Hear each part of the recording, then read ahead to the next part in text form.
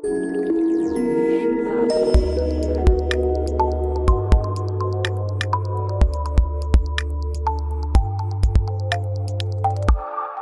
morning and a warm welcome to Storage Developer Conference 2022. Myself, Sridhar Sabesan. I head the Platform Engineering Division at Western Digital Bangalore. Today I'm going to talk about evolution of NVMe fabric controllers in combining decentralized edge with centralized public and private cloud. Let us look at the agenda. We'll talk about cloud storage and data growth, what's happening out there in the industry, transition from SaaS to NVMe fabric, what is behind it, what is the next big game changer, which is all about NVMe fabric initiator and target, and which helps in redesigning existing data center and upcoming data centers. Problem solved by open composable disaggregated NVMe fabric solution. And in summary, data traversing from edge to the core data center. If you look at the cloud storage and the data growth, it has been humongous. We are talking about a 50 billion market in terms of storage as a service from 2020 to 2027.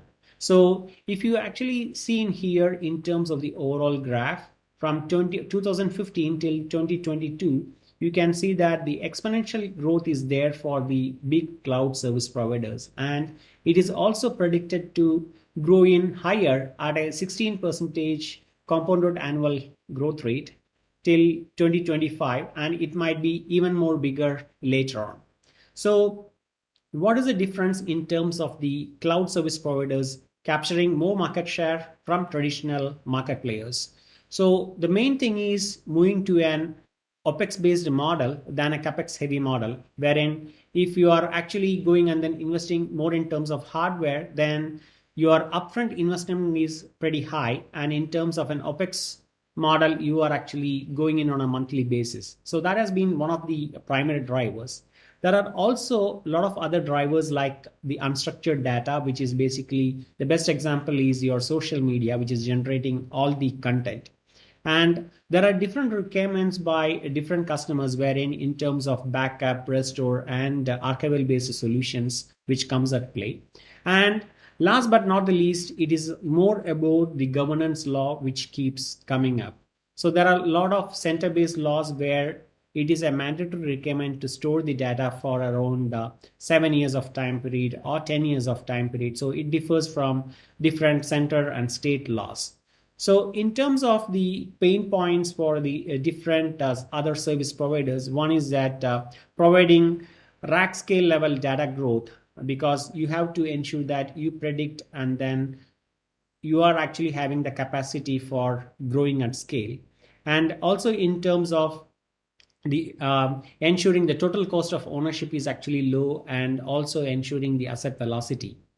So the other part is in terms of migration of data and the data which is getting ingested and also in terms of data mining and the management of the data at the edge, because when you are talking about the edge, a whole new gamut of things will actually come out, and data management is something pretty key.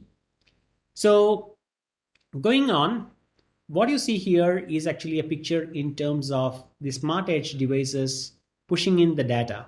So what you see here, for example, is a surveillance use case where the surveillance might be you have tens and thousands of cameras across a city, and all of them are actually feeding in input towards the nearest edge cloud.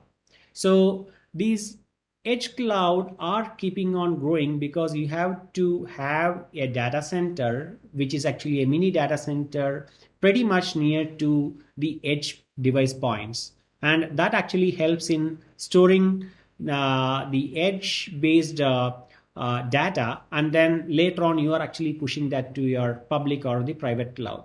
For example, CCTV, your autonomous car, the artificial intelligence involved in virtual reality, and mobile phones, maps, your online gaming, and it is a number of things which is actually generating both structured as well as unstructured data, but the unstructured data is actually something pretty big.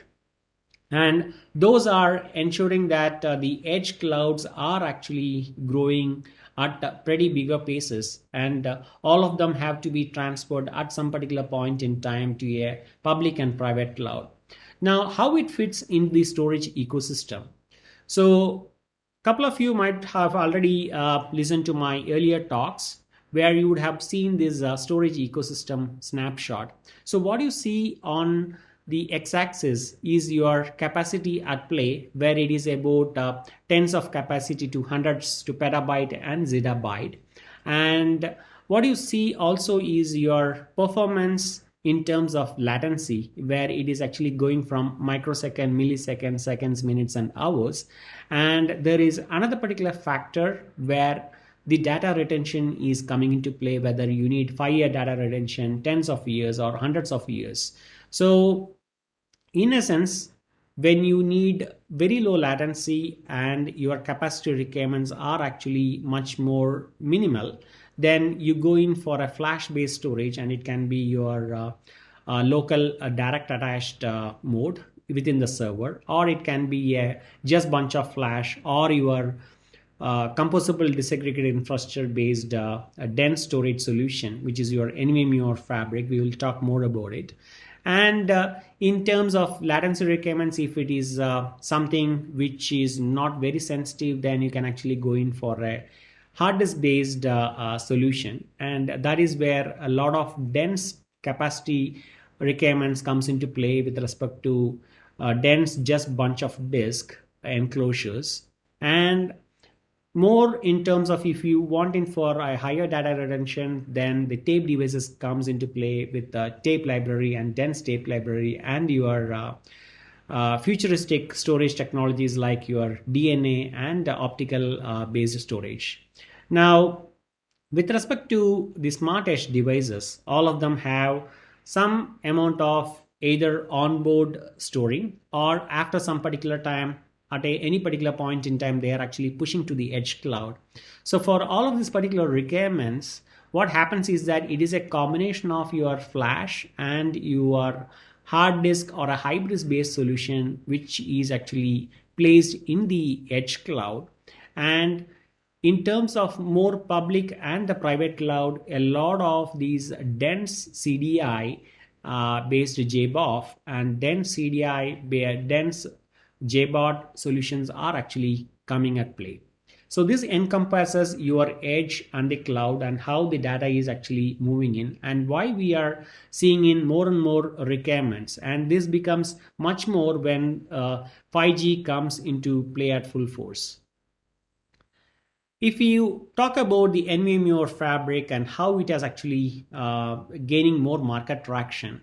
So what you see here is your PCI generation map, where the PCI Gen 3 was a 12.8 gigabytes per second in a cross 16 lane PCA slot. So now with 12.8 gigabytes per second, you can actually fill in around the 2 into 50 gig in terms of your Ethernet connectivity. Now with the Gen 4, which is actually getting in adopted now more, we have 25.6 gigabytes per second, and this can be filled by 2 into 100 gig network.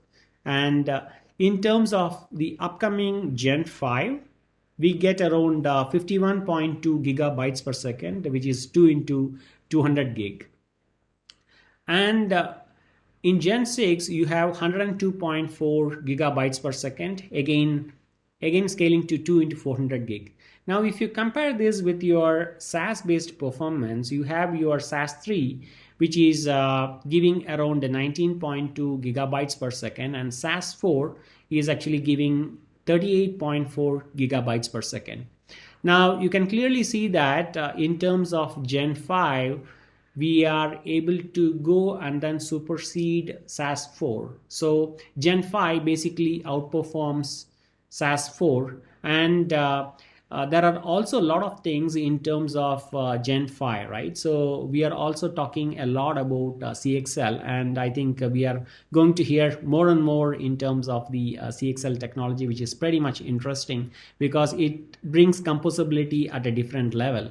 Now, with that, what happens is that it is all going and then focusing towards more about Ethernet as the basis of all the storage infrastructure. So in a sense, we are seeing that the future is actually towards networked storage, and how the PCI is actually going and then enabling and providing a solid foundation along with CXL.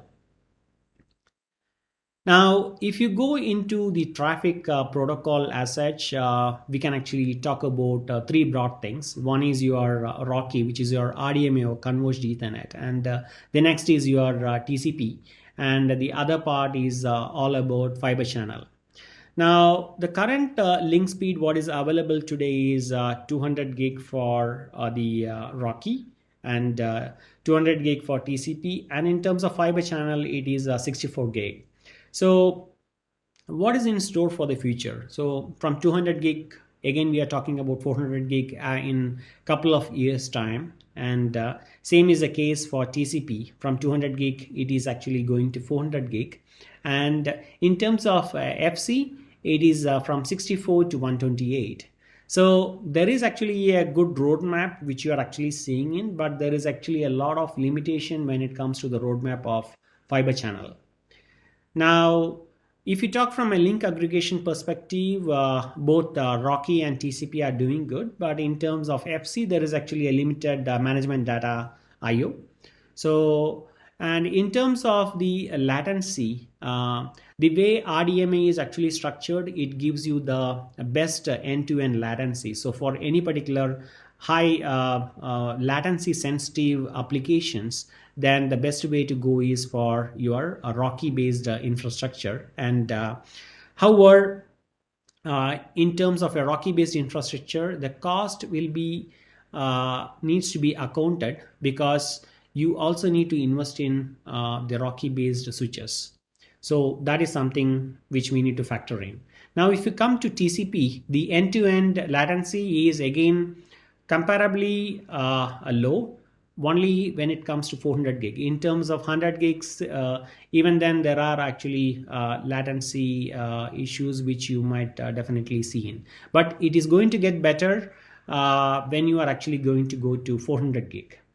Now, in terms of your infrastructure, right? So the overall infrastructure will be much low, because a lot of things can be reused, and even the next generation of switches which also comes in will be coming at a very lesser cost.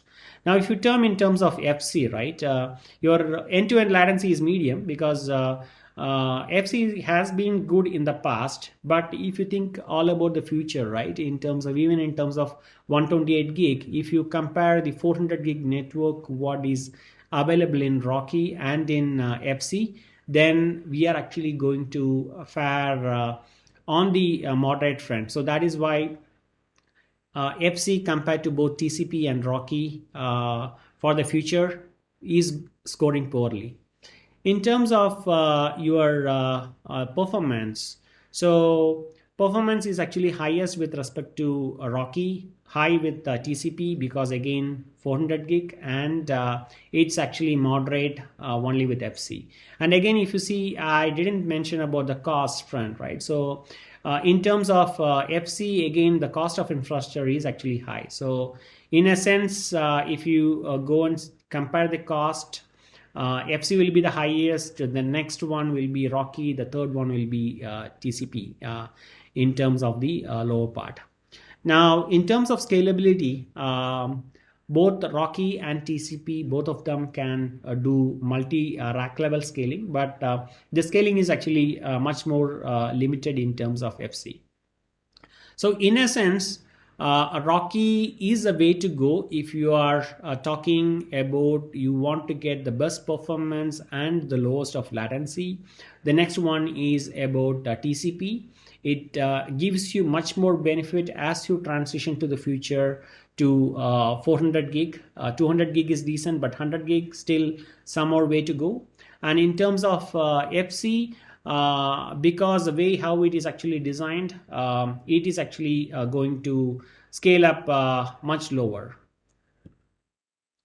Now, in terms of the evolution of NVMe or fabric controller, this is actually the crux of the presentation, right? So the current generation, if you see, you have your generic RNIC, which is your RDMA NICs in the present in the host, and also in terms of the different implementation which is available in the storage front.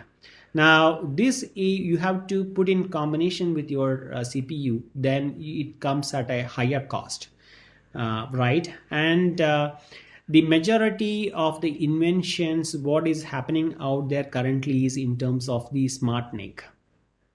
What has been done is that you're taking your generic RNIC and the CPU and then combining and then putting it in a single form factor, and this can actually talk in any particular DataX form with the backend fabric talking to your either your flash based SSDs or your hard disk.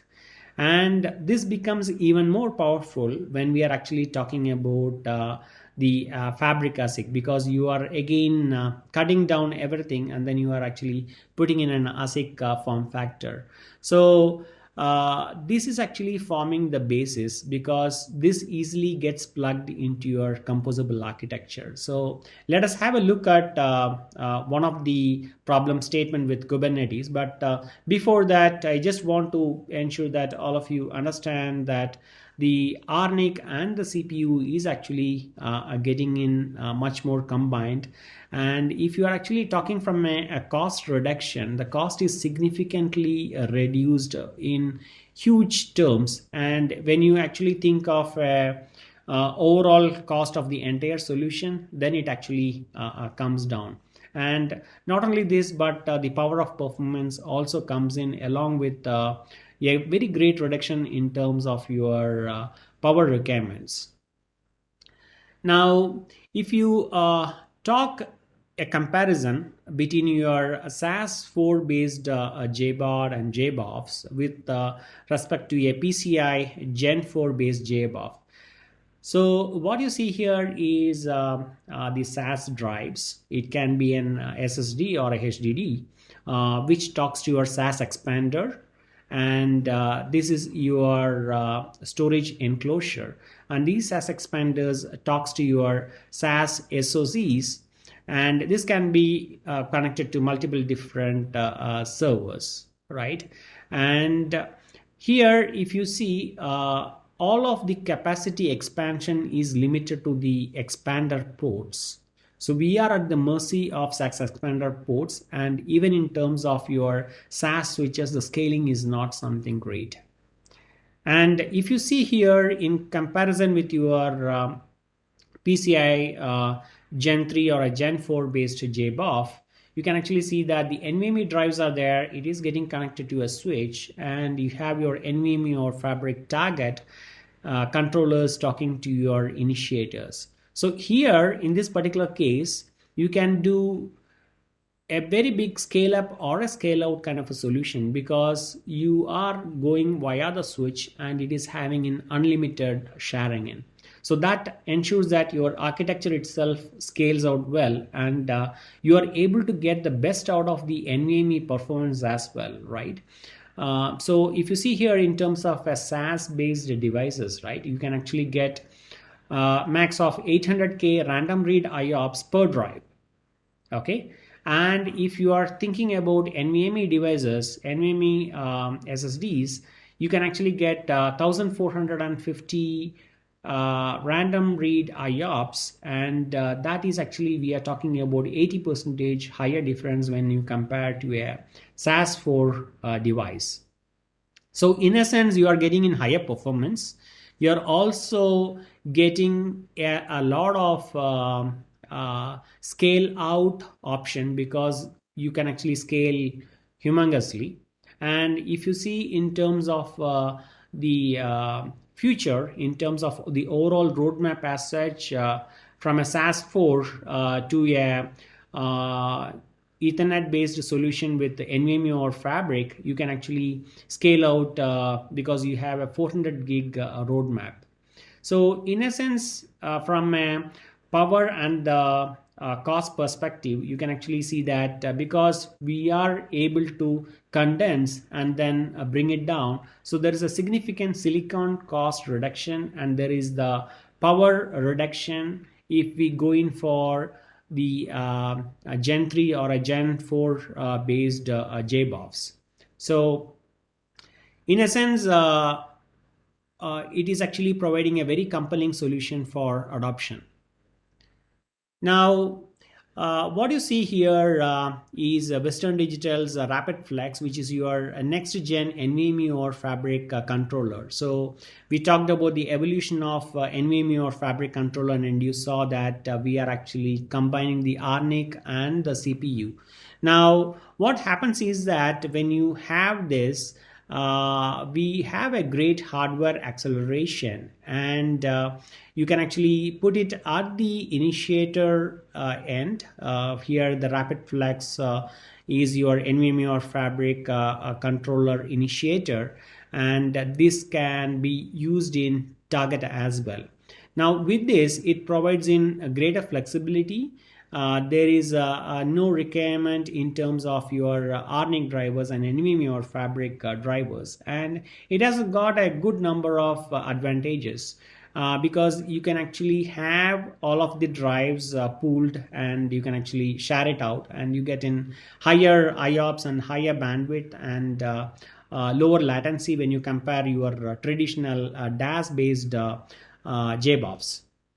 It is built for scalability, and as I earlier mentioned, very low power requirements because you are bringing down the whole enclosure. So if you consider an enclosure with around 6 of these particular NVMe Fabric controllers in the target, so you can actually talk about huge cost reduction because you are bringing it down everything. So in a sense, if we are adopting to an NVMe Fabric controller, and that too at an ASIC level, then your data center latencies can be greatly shrinked. Think of a bigger picture in terms of your all data center consisting of thousands of systems or hundreds of systems and storage arrays. So yeah, the latency sensitive applications can all be put into this NVMe Fabric JBOF powered by NVMe Fabric controllers, and one particular best use case is the Western Digital Rapid Flex kind of a controller, which will actually shrink the overall data latencies, and at the same time also give you very good performance. Now let us see this problem statement of Kubernetes infrastructure. So if you think about Kubernetes, what comes into play is your persistent volumes. Now, how are the persistent volumes deployed currently? So one is in terms of local, the next is in terms of direct attached storage, and it is either a remote network attached storage. Now, if you consider a local persistent volume, then the scalability is actually pretty low because you are talking about a server, and which might be having maybe 24 drives or 48 drives, and that's it, right? But the performance is actually high because it's sitting pretty close to the CPU, and it will actually work very well for very, very small use case. Now, you think of a direct attached storage. So here you are talking about a server, and from the server you are connecting to a local JBOD, which is in a direct attached mode fashion with the server. So here the scalability is better than local because you can actually scale, you can cascade the volumes as well in terms of the storage enclosures. So scalability is moderate, and the performance is also relatively high. However, this will work only for more smaller organizations. Now, if you think of your existing remote or network attached storage in a Kubernetes environment, you are able to scale. But how about latency? I think many of you might be facing in bigger crux because you are trying to host in maybe around in tens of applications, and when it comes to the administrator will not be able to cater to your performance requirements. And even if you go in for big enterprise players, the latency is actually a major issue. All right, and this gets compounded more when you are actually having in load balancing and failover scenarios. So consider a scenario wherein the system admin is having in lot of on-demand scaling requirement. So unless the system administrators in the data center have planned for enough persistent volumes, when a user is actually going and then doing a persistent volume claim, this is going to be a major issue. So the current architecture in terms of most data centers, whether it is actually smaller organizations or bigger organizations, they have not designed it because it's more converged towards the hyper converged environment or the converged environment, right? So most of them are actually having this particular issue because of the base architecture design itself. Now, what you see here on the right is your open composable disaggregated architecture.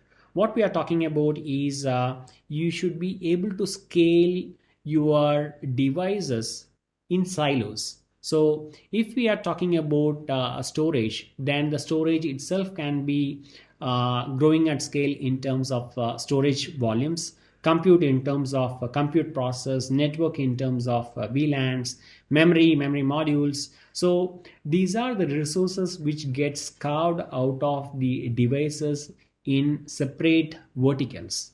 Now, from these particular verticals, we are able to create in different virtual composites. Now, what is this particular composite, right? So there might be a requirement wherein for one particular application or one particular user segment, the compute requirement might be higher, the storage requirement might be higher, but it might be less on the network part.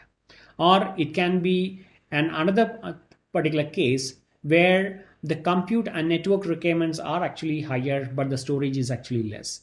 So in this particular open composable disaggregated architecture, we are talking about device level scaling rather than tying up in a hyper-converged kind of an environment where you want to go and then scale your storage, you end up buying in more servers, and you are actually trying to come out of it. And then if you are adopting this in your data centers, then it helps you in terms of unlimitless scaling. So we are talking about whether it is scale up or scale out, you can actually plan and then do it in the right way.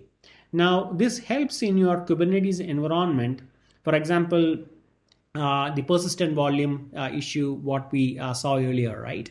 So here in this particular case for storage, because the volumes are actually behind, for example, NVMe and NVMeoF Fabric JBOFs, you get in very good latency because there is a very tight coupling. Western Digital currently offers in both device level in terms of your SSDs as well as your Western Digital Rapid Flex controllers in terms of NVMeoF Fabric, Initiator, and Target. And this is all vertically integrated to your NVMeoF Fabric JBOF.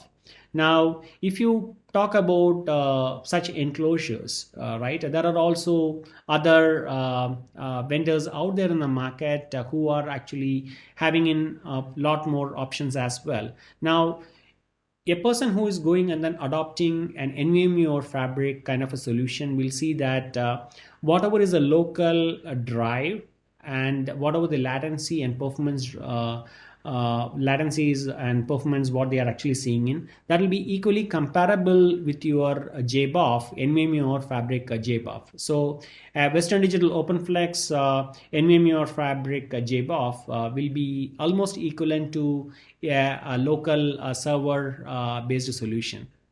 So Western Digital brings you a lot in terms of enabling your containerized workloads, and it also helps you with different kinds of workloads whatever it may be in terms of scaling, if you are adopting to this open composable disaggregated infrastructure.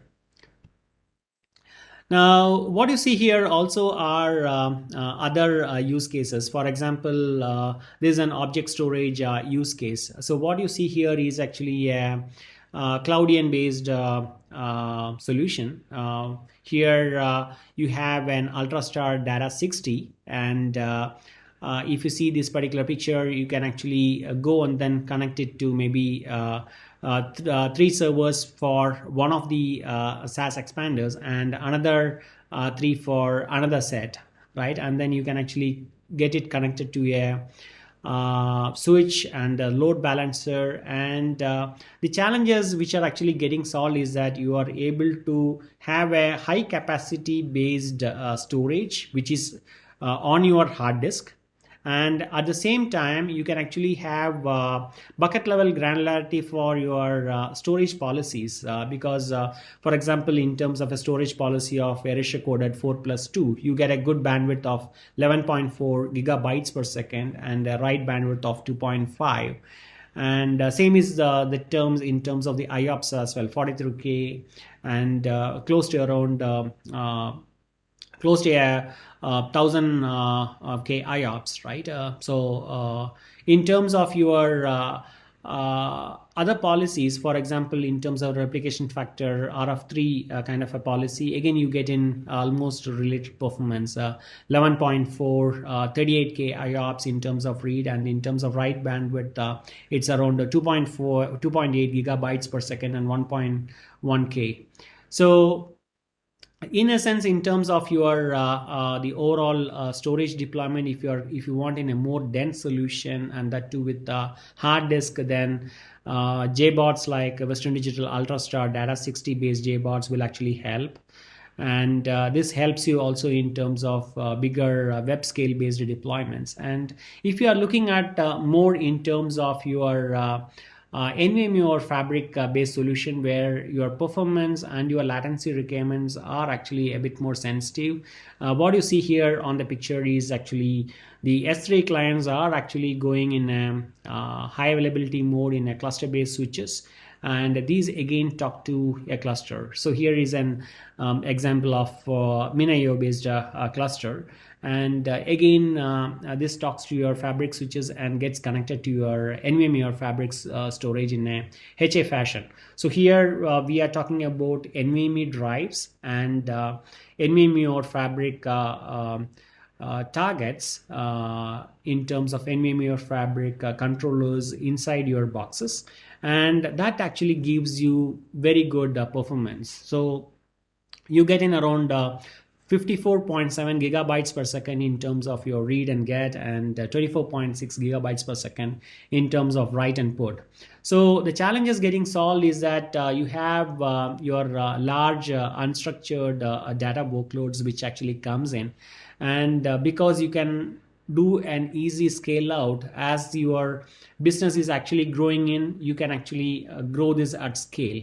So there is no problem in terms of scaling your storage separately, compute separately, or your network separately, right? So it is enabling you in terms of both horizontal and vertical scaling, and you can actually do a combination of both the disk and flash. For example, you can have the NVMe or Fabric for your latency sensitive application, and for more cost effective solution where you want to do for less hot data or more for cold, you can actually going in for hybrid or dense JBots with UltraStar Data 60 based solution.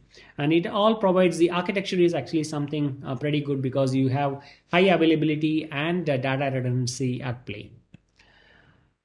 In summary, if you go and then see the overall picture, you have big data at one front and you have fast data on the other. So big data in terms of your machine learning, batch analytics, predictive modeling, and a number of things, right? So how the devices are actually mapped is that Western Digital has got two different offerings, same like other players more in the industry. We have SMR drive, the single magnetic recording drive, the very good capacity. If you are actually talking about more sequential based workloads, then it gives you very good results. And in terms of your conventional workloads, CMR based drive, the conventional magnetic recording based drive, so that is also something which can be used for any type of workload. So all of this goes into your JBots, which is your just bunch of disk enclosures, storage enclosures, which can scale at good capacity. Like you can actually scale in tens or in multiples of these. For example, what you see here is an Ultrastar Data 60, and there is another version which is a 102 drive based version. So all of the big data can be consumed by it. And if you seen from your fast data, right, we talked about in the initial part in terms of your video based surveillance, but also in terms of your autonomous vehicle, whatever data is getting generated in the edge, and all of it, right? For example, home automation is really picking up. Wearable diagnostics is also picking up, apart from the IoT. So the edge devices are actually growing more, and NVMe drive, because it's 4 times the performance of SAS, are able to cater to it. Western Digital has got a good portfolio in terms of NVMe drives, dual and single ported drives, and which go into devices like your Ultrastar Edge transportable edge server. So typically you can actually carry from one data center to another data center, or you can actually go and then deploy it in remote location in extreme weather conditions. And you can also have the network interface there. So portability is actually something good, where you can actually transfer the data and then move it to the core data center. And this is actually the main solution, which is your OpenFlex Data24 or OpenFlex series of NVMeoF fabric storage arrays. So this is all powered by the RapidFlex NVMeoF fabric controller and initiator. And this is actually bringing the next big evolution in the industry, and the market is actually catching up with a lot more offerings. And that's where we see that it's all coming together in terms of decentralizing your edge and then merging towards your public and private cloud in a centralized fashion. So thank you for listening to this session. You can reach out to me at sridhar.sabesan@wdc.com. Looking forward towards the Q&A. Thank you.